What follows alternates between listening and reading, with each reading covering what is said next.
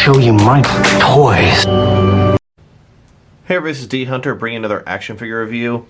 Today we're going to look at the Neca Alien 3 Creature Pack. This is an accessory set to enhance your alien figures. This is not the first time the Neca has released an accessory set.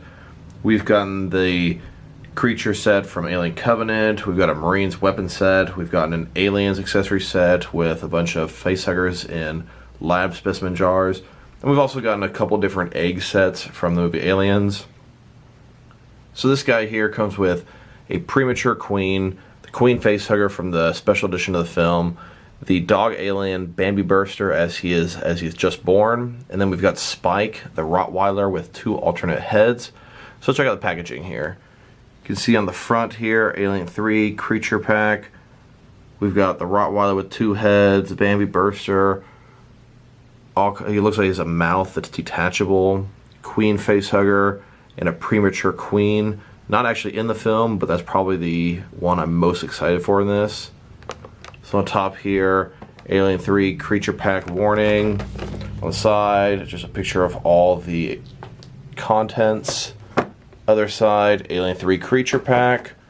On the bottom, we've got a barcode and some credits. Then on the back side, get a closer look at all four of the guys that come in this. So, with no further ado, let's open him up. And I did get 4 of these sets. Why? Because you can never have too many alien figures. Now I went ahead and looked up when we first got news of this creature set, and that was back in February of 2016. So it's been over 3 full years since this set's been coming. I know NECA was probably originally going to release it with some of their other Alien 3 figures, but it got delayed. They didn't have room for it. A ton of other things they were trying to release for, Aliens 30th anniversary, etc., etc. Then they had their factory delays, but finally, here it is. Alright, well now they got these figures out of the package. Here they are with all their accessories laid out, and they all look pretty nice. Looking forward to digging into each one pretty deep. Now, let's talk about the film for just a second. Alien 3, when I was younger, I used to actually despise that movie. Killed off my favorite character from Aliens. I always wanted an Aliens 2.0, but it's not what we got. As I've grown older, I like the movie more and more, but still have a lot of issues with it.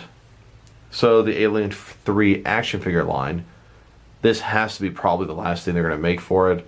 They've already done Ripley, the Weyland-Yutani Commando, a couple different versions of the dog alien. They could do some molten version of him eventually. If they ever did Clemens or Dylan, that'd be awesome, but I darn sure don't expect that. And a Charles Weyland would be nice too, but once again, don't expect that either. So this should probably finish off our Alien 3 collection. Now let's take a quick look at the figures before we dig in deep to each one. Here's the Bambi Burster, baby dog alien. You can see he's on all fours. Looks like he's got some blood on perhaps his hand and face as he was just birthed. If you look at his face and his mouth, looks very bizarre and creepy. It definitely reminds me of the way the Neomorph looked in Alien Covenant. On all fours, looking pretty cool. Has a ton of articulation, but boy is it very thin. Be extremely careful. Then we've got the Rottweiler. He does have an alternate head and looks pretty cool. Doesn't seem to have really much articulation though. Then here we got the Premature Queen. Boy, this thing looks nice. I like it. Looks creepy. Looks like it has very similar articulation style as the Bambi Burster. And then we've got the Queen Facehugger. This one is movie accurate colors. I'm betting this is 100% reuse from the Kenner version. And then here would be all 4 different sets laid out with all their accessories in front of them. Pretty cool. Gonna have 4 Premature Queens, 4 Bambi Bursters, 4 Queen Facehuggers, and 4 dogs. Of course, 4 dogs can be used in my action figure collection very easily. Next, let's look at each one of these figures in depth and compare it with a bunch of other relevant figures. And I'll do this in order from the one that I'm least excited for to the one that I'm most excited for from this pack. So first, let's look at the Queen Facehugger. Yes, this may be the least favorite I've been looking forward to, but they did a great job, and it's a pretty nice figure as it is. So this figure here It's made in the movie accurate colors. It really has no articulation. The hands are made of sort of soft material, can kind of bend a little bit. It does have a wire in the tail, so a little bit of articulation there. And it has pretty nice detail overall. Keeping the egg here to stand it upright. Now, one of my first thoughts when looking at this thing was that it was far too large to be movie accurate size. But you know what? Here's a Neca Hicks figure, a human figure from the Aliens line, holding this. It looks very similar to how the prisoner was scaled up to in the film. So nice job there. Now let's check him out compared to his previously released red counterpart. This came with a larger version of the Queen Facehugger counter throwback figure. Nice little accessory. They're definitely made with the same mold, but the detail is really good on both these guys. It's really exceptional on this new guy. Love the paint job, love the way it looks. Really, really like the inside here. I think it looks very, very nice, especially in this newer guy. Just the way they painted it enhances the sculpt so much.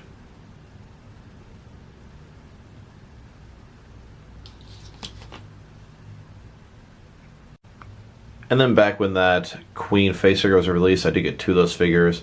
So as you can see, here are 2 of the red ones and 2 of the movie accurate brown ones. Now this Queen Facehugger, depending on what you read, I believe is supposed to be able to obviously lay a queen chestburster, and usually people believe that it can also lay a second alien warrior to protect the queen. And then here it is next to the larger Kenner Queen Facehugger. This was the throwback homage figure. This one actually had some articulation on its fingers right here.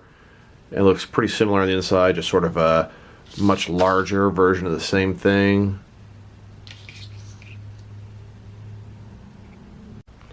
And then here are 2 of the larger ones compared to 2 of the movie accurate smaller ones. Next, I'll check out the Queen Facehugger compared to a regular Facehugger. Now you can see here, sizing wise, he's at least twice as big as the regular Facehugger. He also has this webbing between his fingers. Pretty movie accurate. You can see on the inside here, they have similar features, just this one is detailed and a lot larger.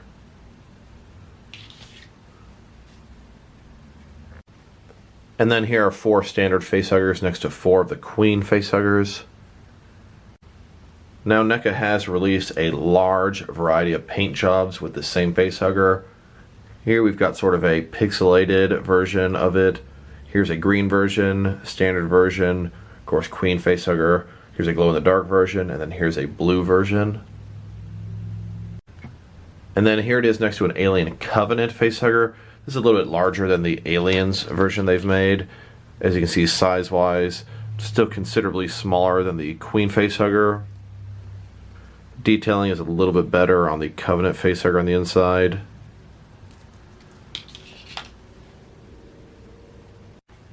And then here are 4 of the Queen Facehuggers compared to 4 of the Covenant Facehuggers. And then here he is next to what I believe are a couple of Hasbro facehuggers from the Alien Resurrection line. Quite oversized, but pretty cool nonetheless. Not too much detail on the inside here.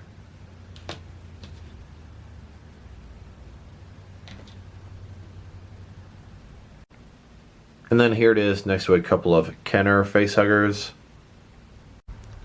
And then here it is next to a couple of older facehuggers. These are either McFarlane or really early Neca.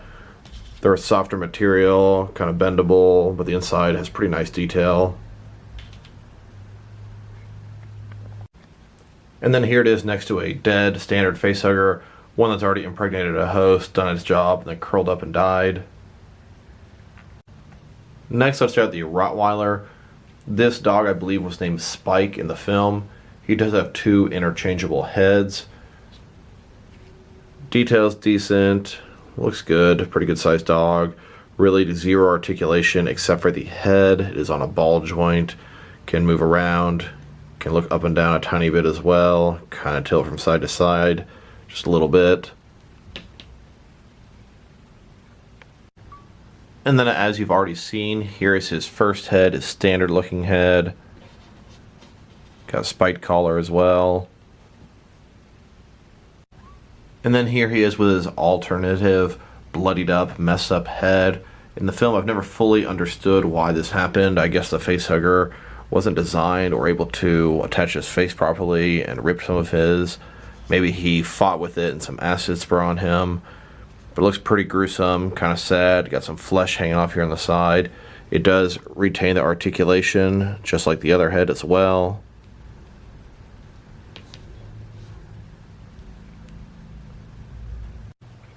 And then here are the two heads next to each other.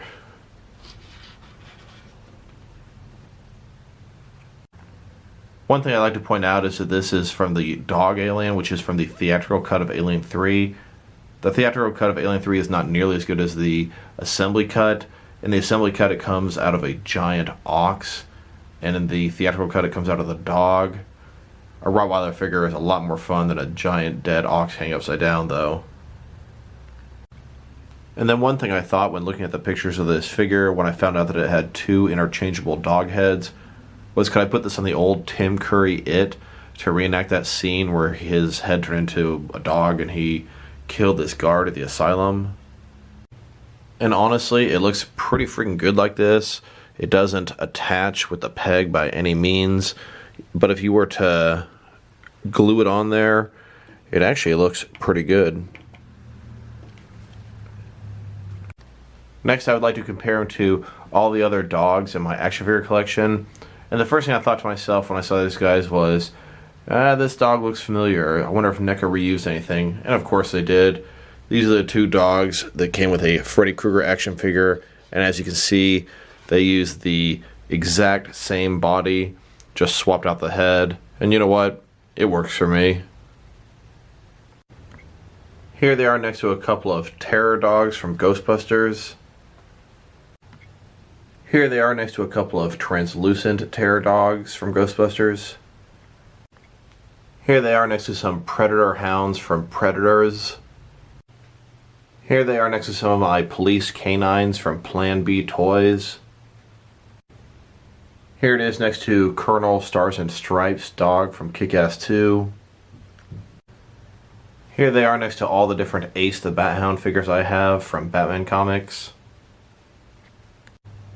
And then here they are next to some smaller size G.I. Joe Rottweilers.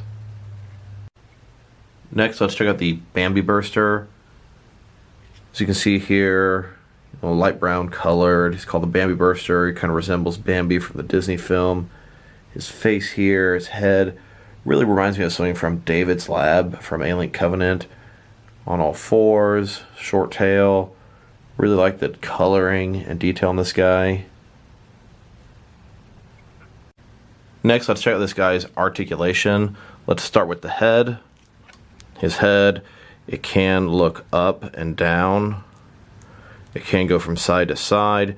His mouth does open and shut. His shoulders are on a ball joint. They go out about that far. Up, down, around. His elbows have a swivel at the top here. And then they can go in and out down here. Be extremely careful with them. If you have any resistance, you want to heat it up and be extremely careful to free those up. And then his wrists here, they have a swivel as well as the hinge. Just be really delicate and careful when freeing up the joints. His legs, ball joint, go out about that far, up, down, around. His knee has a swivel at the top as well, and a bend below that. And then another joint, sort of a second knee or whatnot, kind of like how dogs would have possibly, has a swivel at the top as well as can go in and out. Then his ankle has a swivel at the top as well and can also go in and out. So quite a bit of articulation, but the joints are so thin. I'm so scared if some gets stuck, it's going to break very easily. Now he does have this interchangeable jaw piece. His mouth here, it can open up, and you could insert his secondary mouth into there. And then here he is with his extended mouth or tongue. kind of reminiscent of the part in the film where he first woke up, put his head, turned around, hissing. Now this thing is actually pretty difficult to get inside of there. It has a peg that shoves sort of up in the hole in the top of his mouth, but it doesn't seem like it's going to look right when you're doing it, and it's hard to get in there. Just be careful with it, that's all. And you can see inside of his mouth, there's a hole at the top there, and you'll take his extendable mouth and sort of shove it into that hole. You got to pull his mouth open as far as you possibly can. It is not very fun or very easy to accomplish, at least not the first time. Next, let's check out the height of this figure. Pretty small, young dog alien. Crouched down, it's about 3 inches tall, a little bit shorter. Really not meant to stand on its hind legs. And then here's the Bambi Burster with its adult counterpart, the fully grown dog alien. This is how it emerges when first born and turns into this. And then here he is next to an adult dog alien standing upright as much as they possibly can. And then here are the 4 Bambi Bursters next to 4 adult dog aliens, both the brown and gray kind. Not that you can really tell much difference with them. And then here they are compared to all the dog aliens in my collection. We've got 2 of the Super Nintendo dog aliens, 2 of the red genocide dog aliens, 2 brown dog aliens, 2 gray dog aliens, a McFarlane dog alien, and then of course the 4 Burster dog aliens. And then here they are next to the arachnoid alien from the arcade game. This one shares a lot of same parts from the dog alien and looks good on all 4s. Now these guys kind of remind me of the Neomorphs from Alien Covenant. The Neomorphs were kind of like the dog alien. They were on all 4s, a little bit more animalistic. Here are some newborn Neomorphs next to some newborn dog aliens. And these Bambi Burster figures totally remind me of the sort of middle-aged Neomorphs as they're starting to grow. Very similarly sized, articulated similarly. Really, really, really cool. Love having both these guys in the collection. And then here they are next to some fully grown Neomorphs. And then here are the baby dog aliens compared with some 1986 Ultimate Xenomorphs. Now one thing I never did fully understand was how this is a chest burster more or less, how it came out of the dog alien, and it's very large. And this is a chest burster as it came out of a human for an alien. And even though a human is larger than a dog, this is what comes out of the human, this is what comes out of the dog. Just never fully understood that aspect. Next, let's check out the Premature Queen. Now this is not a newborn queen. As we saw in the theatrical cut of Alien 3, Ripley had a chest burster come out that looked pretty much like a normal chest burster and was presumably going to turn out to be a queen. So this figure here is a little bit smaller than I would have liked, but it does look really nice. Look at her face, you can see the teeth shining, her crown, reminiscent of the queen. She got little small hands in there. Big, huge tail, gonna grow up to be a very, very large one indeed. Detailing is very nice. I like the color scheme. Pretty much like everything about this.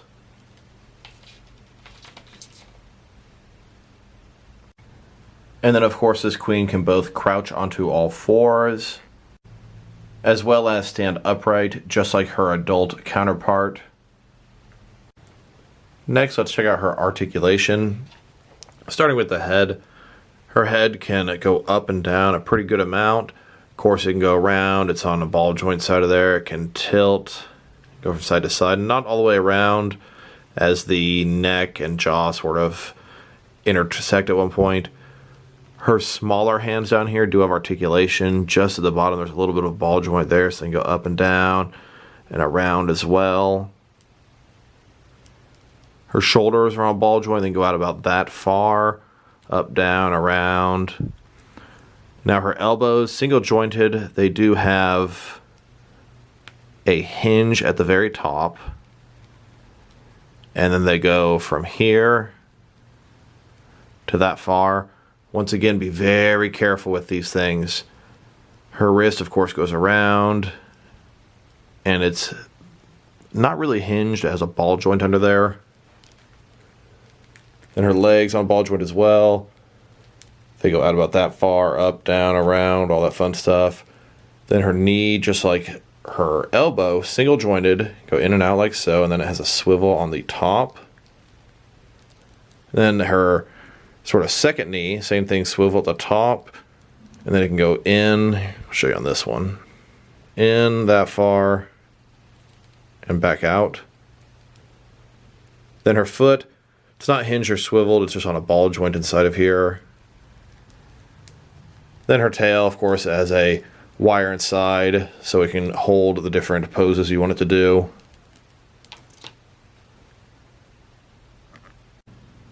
Now let's check out the height of the figure. A typical Neca alien is around 8.5 inches tall. The fully grown queen is a good 16 inches tall. So these here, looks like when crouched, she's about 3 inches tall, and when on both legs, about 5.5 inches tall. And then here she is compared to her larger, adult, fully grown Neca counterpart, the alien queen from Aliens. Really cool to have a younger version of her as well now. Here's a look at the larger queen's crown. Here's how the smaller queen's crown looks right now. It will grow into something like that. I notice she doesn't have any of the spikes on the back yet either. Here she is next to the Neca Genocide Alien Queen. And then here she is next to the McFarlane Alien Queen. And then here she is next to a couple of McFarlane Queens. These are from the Alien vs. Predator movie. These are not in the 7-inch scale, but a much smaller scale. They're almost the same size as a typical Neca alien. In my collection, I use them as Praetorians guarding the Queen. One of them is battle damage and one is not, the two different variations they've made. And then here she is next to a couple of different Kenner Alien Queens that they released. And then here they are next to a couple more immature queens that are even younger than them. First of all, we got this one here, kind of like some sort of a queen chestburster. Not when it first emerges, but shortly afterwards. This, I believe, is from Hasbro, Alien Resurrection. You can tell from the crown, definitely is a queen. Then we got two of these guys here. These are chestbursters. Once again, you can see the crown up top. I believe these came with the Kenner Queen Alien, and it's a queen chestburster. Always like this. So if I wanted to show a queen from birth to maturity, we would start with this queen facehugger here, would go impregnate somebody. And at least in Alien 3, the gestation period was awfully long for a queen. Eventually, queen chestburster comes out of said victim. And if it can live past 30 seconds, unlike in Alien 3 when Ripley took it into the molten lava, it'll start roaming the corridors, getting bigger and bigger and bigger and bigger and even bigger until it is fully grown, ready to make its own hive. And then here she is as she would compare to a normal-sized alien. This is a 1986 Aliens Ultimate Xenomorph. This is how she is compared to them when she is on all fours. And then here they are compared to her when she is standing up as high as she can go. And then here's the entire Neca Alien 3 movie collection. From left to right here we've got the gray dog alien, then Alien 3 Ripley, then Spike the dog, then a Weyland-Yutani commando, and then the baby dog alien, the Premature Queen, the Queen Facehugger, and the brown dog alien. I kind of think the collection is now closed, but we'll see. So overall, it's been a long time coming, but I'm happy to finally have these guys added to the collection. I must say that their detail is amazing, paint job is crisp, their articulation is good, although very uncomfortable, freeing up some of those joints. Some things I don't like, they're not quite as big as I thought, especially the Premature Queen. I thought she'd be a little bit bigger. and the articulation on the dog is kind of disappointing. Overall, a pretty nice set. If I were to rate the set, I'd probably give it a 6.5 out of 10. Maybe a little bit on the low side, but it's not really an overwhelmingly great set by any stretch of imagination. So the next Alien release we'll be getting is the Alien Resurrection Queen, followed shortly after by the Alien Resurrection Newborn. Can't wait to get those guys. So this is D Hunter. Thank you guys for watching this video. If you liked the video, press like below. If you have anything you want to say about the video, add to the comment section. If you want to see additional action figure reviews from me, press subscribe. I do appreciate it. Once again, this is D Hunter. Thank you guys for watching, and I'll talk to you guys real soon.